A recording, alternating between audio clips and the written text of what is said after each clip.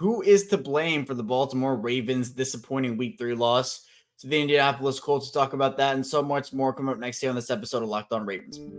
You are Locked On Ravens, your daily Baltimore Ravens podcast, part of the Locked On Podcast Network, your team every day.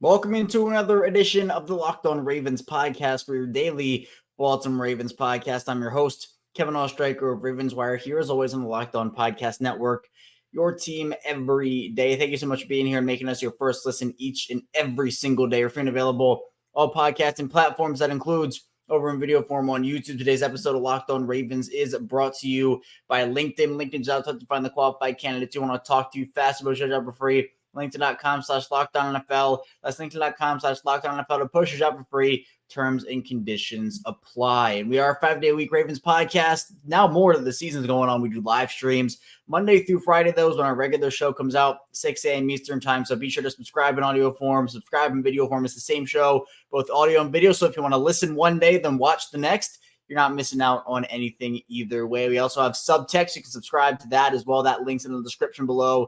In all caps, it's one-on-one text conversations, more exclusive content that I'm going to be rolling out over the next couple of weeks, couple of months over on Subtext. So if you want another way to support my work, that's the way to do it. I really appreciate that as well. Unfortunately, though, not a victory Monday for the Ravens. The Ravens fall to the Colts 22-19 in overtime. It was disappointing. It was honestly some parts of it inexcusable for the Ravens with the sloppiness in this game. And I want to dive into who is truly to blame for what happened yesterday for the Ravens. I think there's been a lot of blame thrown around to a lot of different people, different facets of the Ravens organization, honestly. So I do want to talk about, because I don't think it's one specific thing. I think it's a multitude.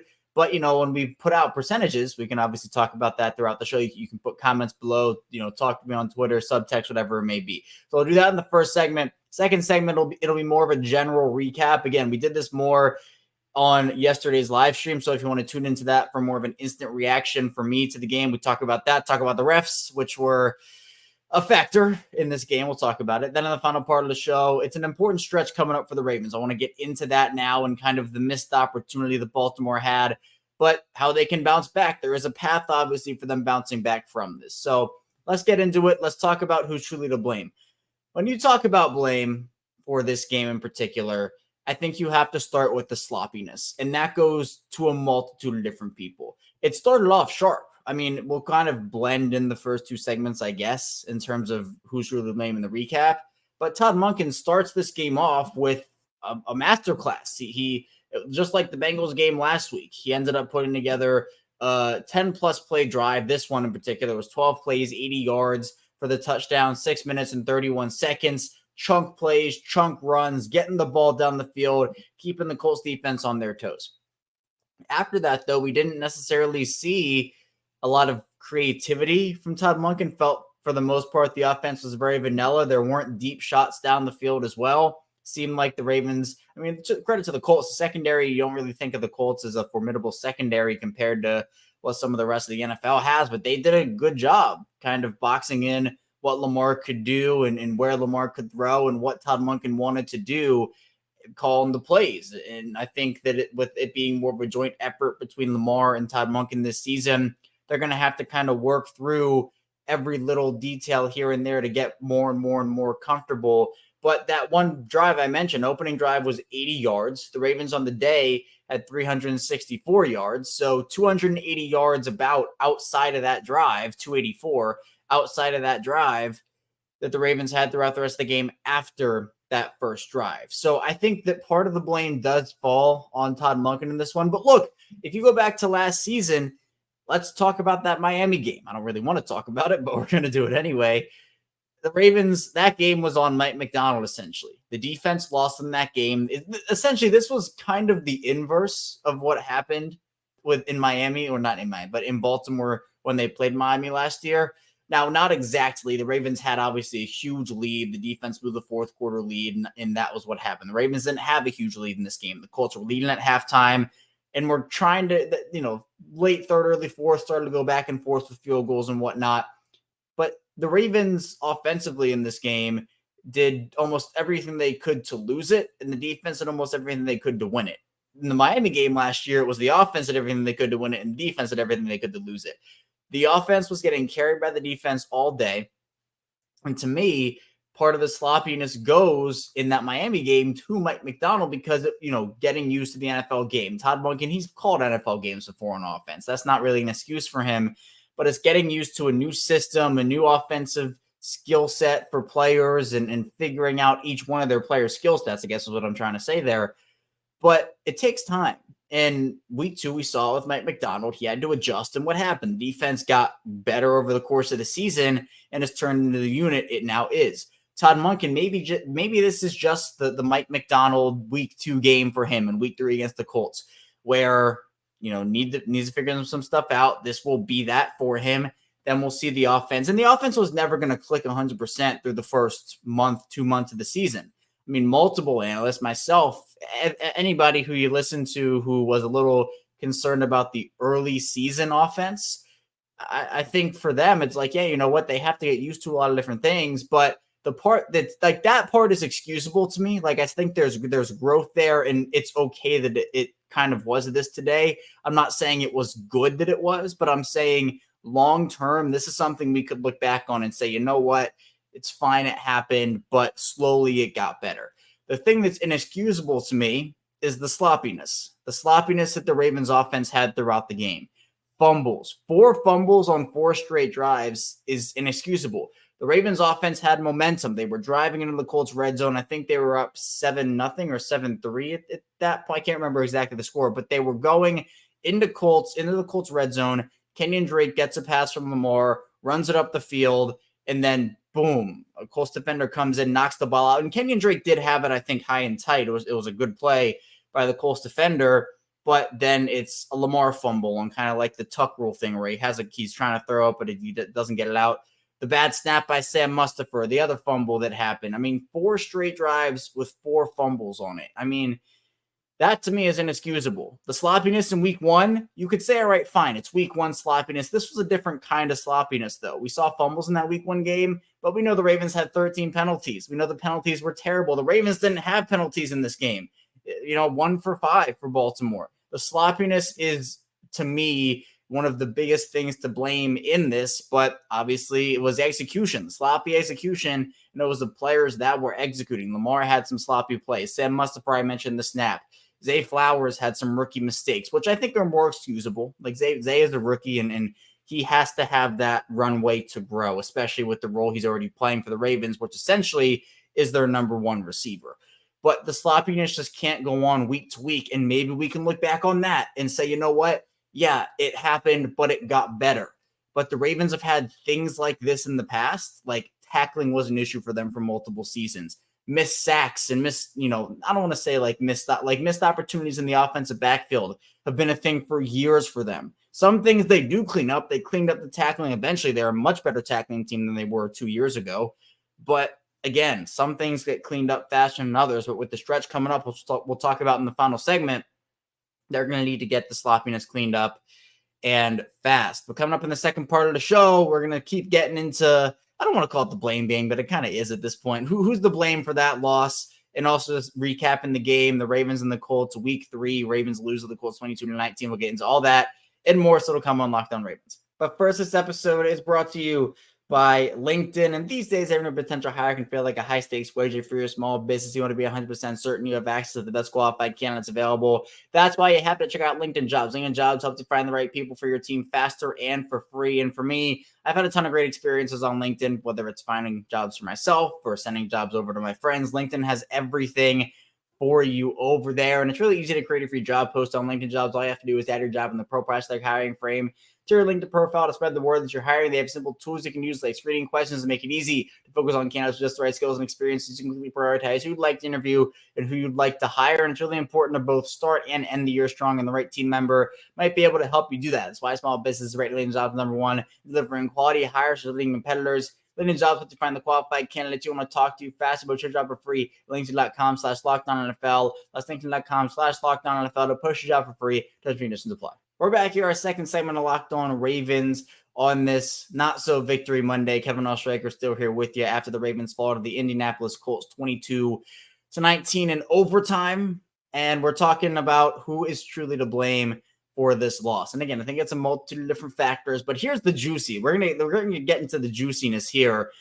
Let's talk Lamar. Let's talk Lamar Jackson. Lamar did not have his best game of his career.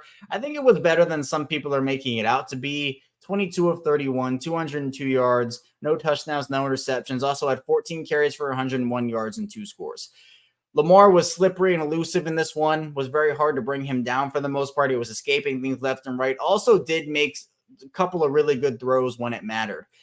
But I think what stands out to me, and obviously these things stand out more in a loss than a win because I think they contributed, is a couple of things. One, some of the decisions Lamar made, particularly the one where the Ravens were in Justin Tucker's field goal range, or if you want to believe they were, because I don't know if they were going to trot him out there from where they were, because didn't trot him out from 62, didn't trot him out from 64 after he missed a 61-yarder. I know John Harbaugh cited footing, but regardless, you were in the range, and the Colts get about a 10, 15-yard sack on Lamar, where you just got to throw the ball away if you're Lamar. Lamar has had some issues over the course of his career holding on to the ball when he shouldn't and, taking sacks when he shouldn't. It's just throw the ball away.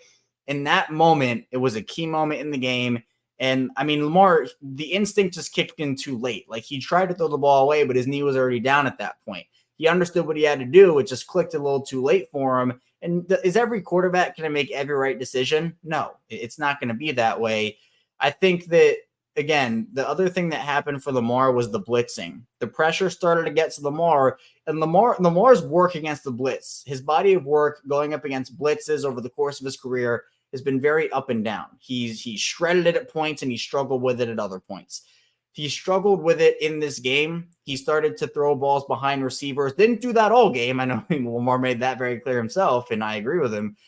But it did start to happen where there were a couple of throws where obviously when a defense blitzes and they send guys, there are going to be more one-on-one matchups and less players in the secondary to give receivers and pass catchers trouble. So what do you do to counter the blitz? You get the ball out quickly. But this kind of goes back to Todd Monken and the fact that I don't think they necessarily did enough for Lamar in this game to help him on those short throws.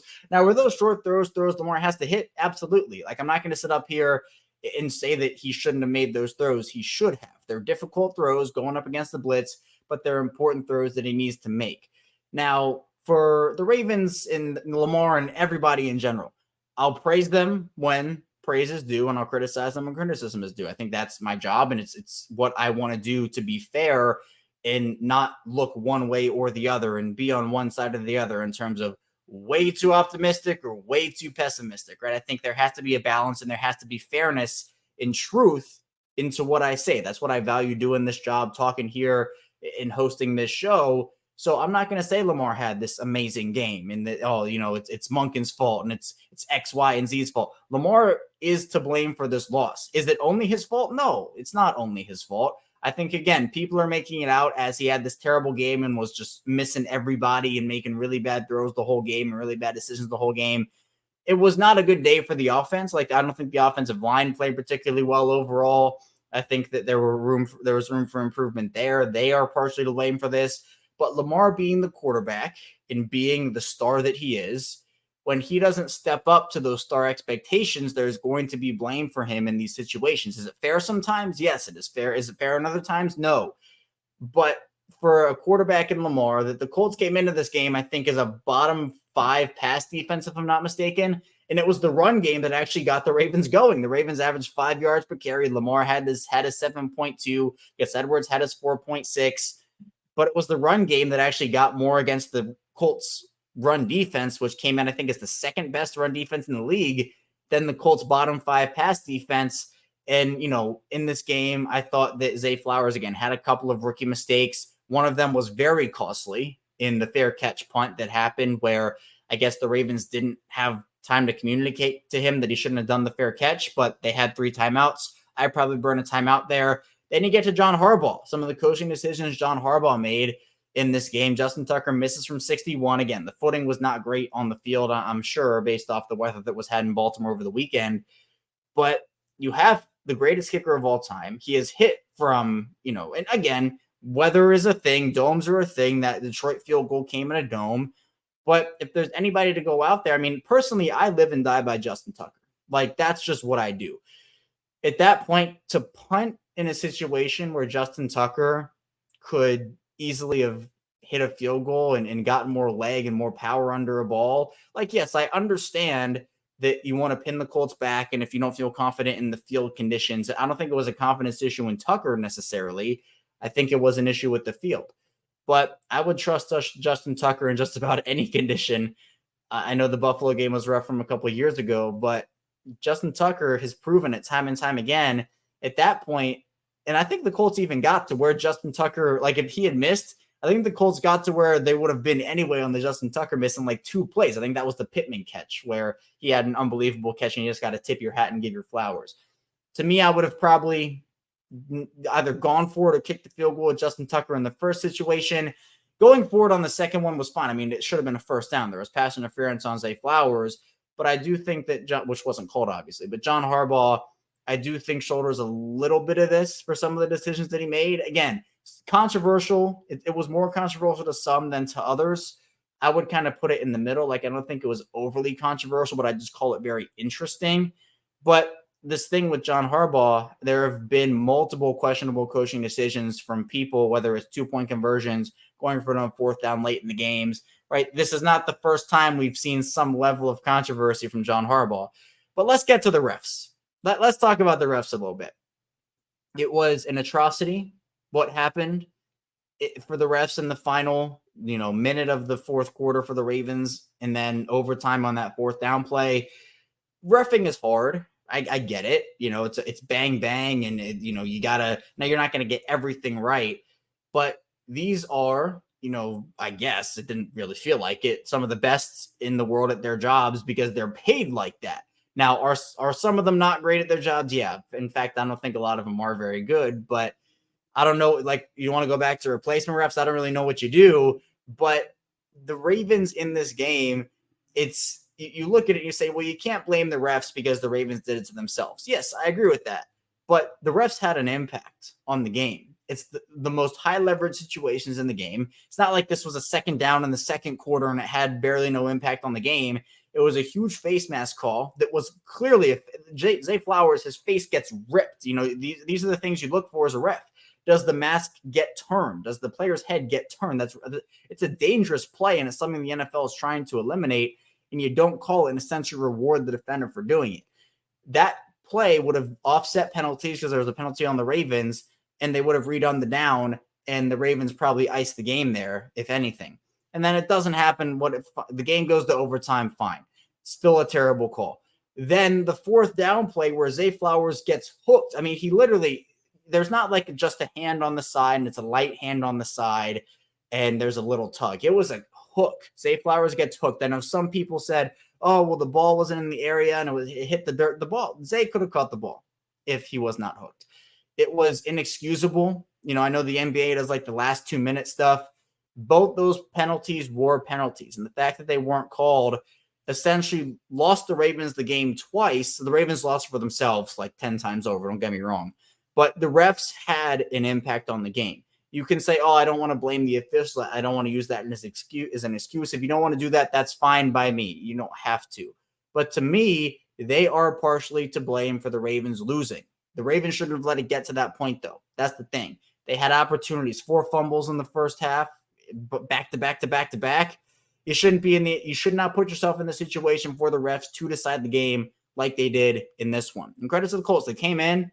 They weren't as sloppy as the Ravens, and they ended up picking up a win. So the Ravens have to bounce back from this, and coming up in the final part of the show, we'll talk about the very important stretch coming for the Ravens with back-to-back divisional games. So be sure to stay tuned for that plan to talk about on Locked On Ravens. But first, this episode is brought to you by DoorDash. And missing the syrup for your pancakes, or maybe you ran out of your favorite coffee creamer, with DoorDash grocery delivery, you can get what you want when you need it. You've trusted DoorDash to deliver your restaurant favorites, and now you can get grocery delivery that actually delivers to thousands of grocery stores to choose from. You'll find the best in your neighborhood and boost your local economy with each and every order. You'll get exactly what you ordered, or they'll make it right over there at DoorDash. So sit back and enjoy quality groceries just like you picked them yourself. If you want even more value, you can save on all your grocery and restaurant favorites with a $0 delivery fee on all eligible orders with a Dash Pass membership.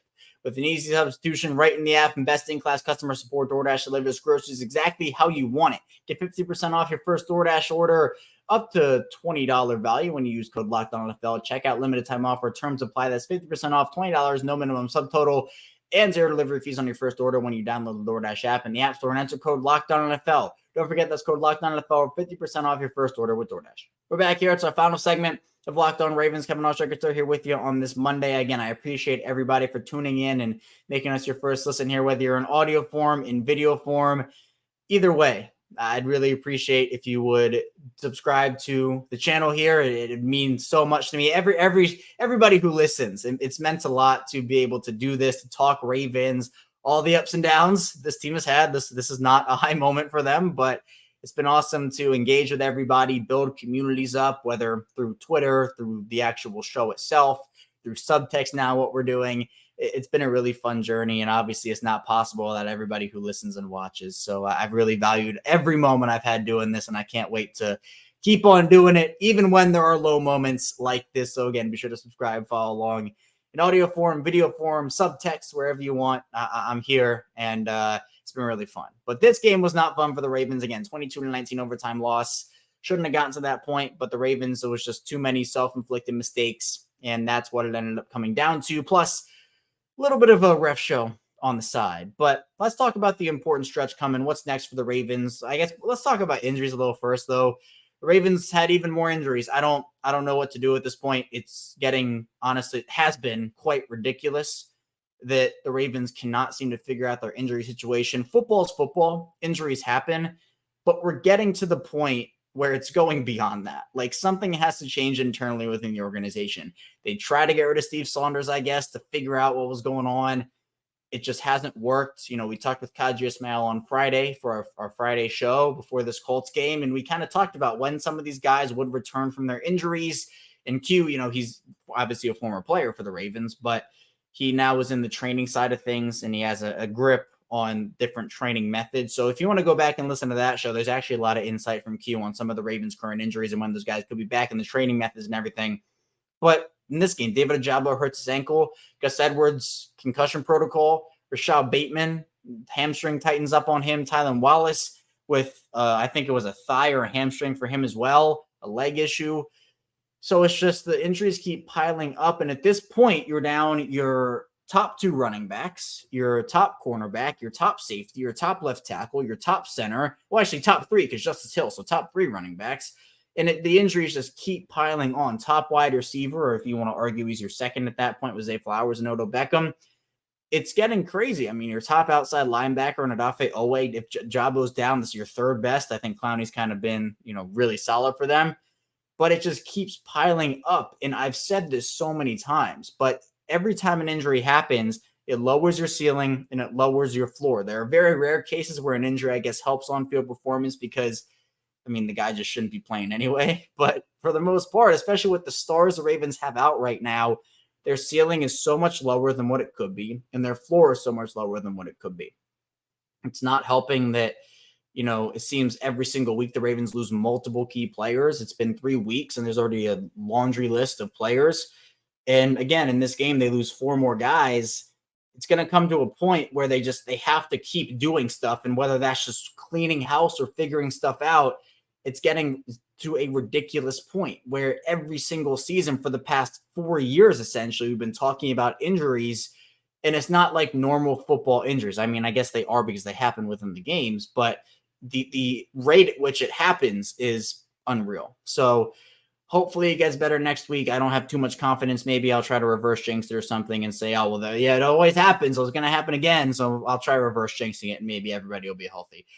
But there's an important stretch coming up for the Ravens. Obviously, in that stretch, you'd want to have a lot of your key guys back. I get a feeling maybe we'll see Marlon Humphrey start to get ramped up again. I'm not a doctor. That's not me reporting. It's literally just a gut feeling. No substance to it. But I feel like we could start to see the Ravens getting a couple of guys back here. I'm hoping at least that's the case.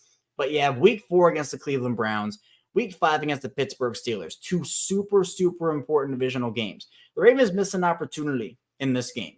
They could have gone at 3-0, could have retained sole possession of first place in the AFC North. At the time of this recording, the Ravens, Browns, and Steelers are tied atop the North 2-1. And then the Bengals are 0-2. They play on Monday night against the Rams. So we'll see what happens with Cincinnati. If Cincinnati falls to 0-3, I mean, I guess that's big for every team in the North. But you're essentially going up now against, again, the 2 teams you're tied with for first place in the division. So you need to have a big game against Cleveland. Cleveland against Tennessee was able to pick up a win and kind of get back on track a little bit after a pretty embarrassing performance against the Steelers where Deshaun Watson just looked terrible. I mean, Watson looked better in this game against Tennessee. He also had one of the worst plays I've ever seen from a quarterback. But that defense is no joke in Cleveland. Myles Garrett is that dude, one of the best, if not the best defensive player in the division, in the league, whatever you want to say. But they have a lot of players on that defense. I liked the Browns offseason this offseason. And I mean, if Deshaun Watson can get it together, and I'm not a huge fan of him, and I'm not a big fan of the trade in general for Cleveland, but if he can get it together, Cleveland's a scary team. So we'll see. I mean, Nick Chubb being lost is devastating for them, but Jerome Ford is great. My draft crush, a darling, back in 2021 or 2022, I guess, for the Ravens. I wish they got him, but the Browns snatched him up. So you have to go on the road to play both these teams. It's going to be a hostile environment. Hopefully going to get some of your guys back. Got to obviously, take into account the travel and everything that goes along with that. It's not like you're going to London, which is what they're doing in week 6. So essentially it's 3 straight road games, the Ravens coming up. It's tough. It's going to be taxing. Obviously you got to continue to rehab your body if you're the Ravens and just figure things out. But these 2 divisional games with the missed opportunity they had here, it's a conference loss of the Ravens with the Colts, not a divisional loss, thankfully. But if you can exit this divisional stretch 2-1, I think that's fine. 3-0, that's best case scenario. But if you lose these 2 games back to back, you drop to 2-3. You're already 1-2 in the division. And I get that injuries are happening, but it's an excuse. But at the same time, it's the same thing over and over. The Ravens have had opportunities in the offseason to figure it out. And again, can John Harbaugh just say, we can make this adjustment, the injuries will go away? It's not that simple. I'm not saying that's that simple. But it's been too many injuries. Like I can finally start to say, and I should have been a while ago, honestly, but it's finally just getting to the point for me where it's like, this is unbelievable. Like, why is this continuing to happen? Like, so Steve Saunders is gone and it's still happening. So I don't know what it is, but it's an important couple of games coming up, going to London to play the Titans there. It's going to be big for them to get a win against Cleveland, push them back down to 2-2. Hopefully get a win against the Steelers in week 5 as well. 2 huge divisional games early on. Again, we talk about stretches every single season, like once the schedule comes out before the season starts. It's really early for the Ravens. This is the most important stretch of their season probably, and they're going to have to figure out how they can get the job done with an offense that is still figuring things out and still trying to work in players and get guys back from injury. So again, a disappointing 22-19 overtime loss for the Ravens in week 3 against the Colts. We'll be obviously breaking it down here on Locked On Ravens. I appreciate everybody for tuning in here. When we get back here tomorrow, obviously more Ravens content, more breaking down this game, and more figuring out where the Ravens can go from here and bounce back. So be sure to stay tuned for that. I'll see you right back here tomorrow on Locked On Ravens.